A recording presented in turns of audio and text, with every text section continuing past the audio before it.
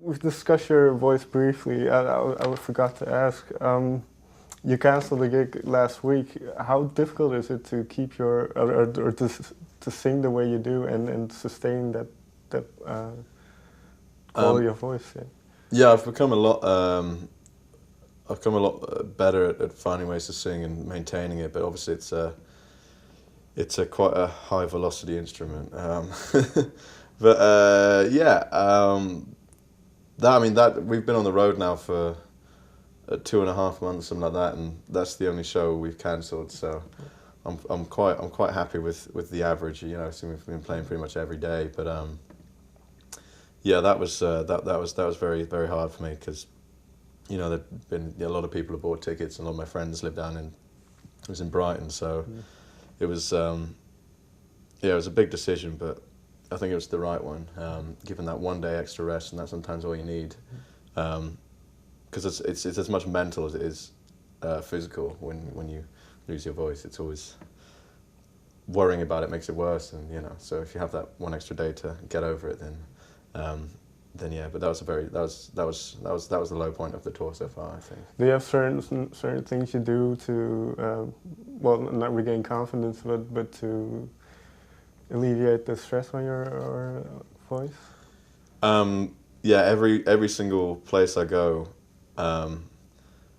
if the room has a shower in it, the shower will usually be on very hot, so it's for the steam.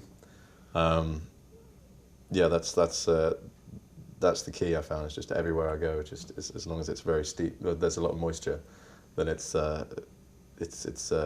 helps it recover better, and also you sing better, and yeah, so it's all about the steam. Okay. Okay. Well, Though I have set off quite a few fire alarms doing that by mistake, but okay. No, it's a yeah, it's not too bad if it works. yeah. Well, a couple of months ago, you signed with Interscope, or the daughter label of it. Mm. Why did you choose Alex the Kid, who's more known for being a hip hop producer? Well, I guess it comes down to the mission statement of the band, which is basically what we're trying to do is reintroduce blues music back to into popular modern music,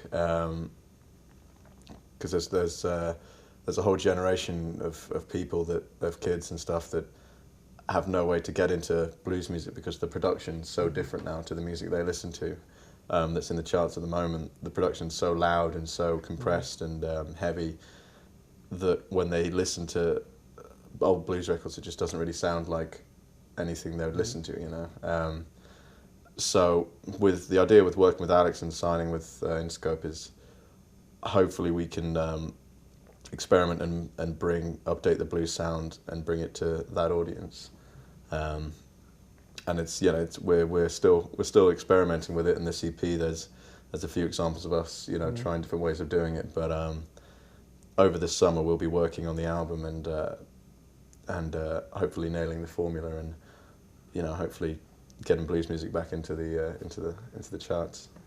Is it difficult to combine these hip hop elements with your music without losing any of the blues rock foundation? Yes and no, but I think the main thing about blues is the performance of it, and the way that it's got to be. You're always looking for that perfect imperfection, if that makes sense, where it's wrong but it's right at the same time, So and it's got to be a very pure from the heart performance, and whether that be on guitar or vocally. So if you manage to incorporate those performances with, the more quantized, on the grid hip hop sound, looped, repeated sound of the hip hop thing, then as long as those performances are there, I think we can get away with it. Is it? Do you feel it as a compromise, or is it a direction you want to take your music in as well? Oh no, it's very exciting for me, and it's what I want to, it's what I want to do. you know, I think it's the most important thing really. I spent a long time getting angry at modern music and how it just all sounds the same and the same formulas, you know, they're just, you know, with the new dance kind of thing, it's the same formula for every single song and everyone's singing about the same thing and singing the same way, and it reached a stage where I said, you know, there's no point being angry at it, why don't you try and change it, you know? So that would be the most rewarding thing for me as a musician, would be to somehow have an impact on that and, you know, really change how, you know, what kids are listening to and stuff. That would be the ultimate triumph, you know?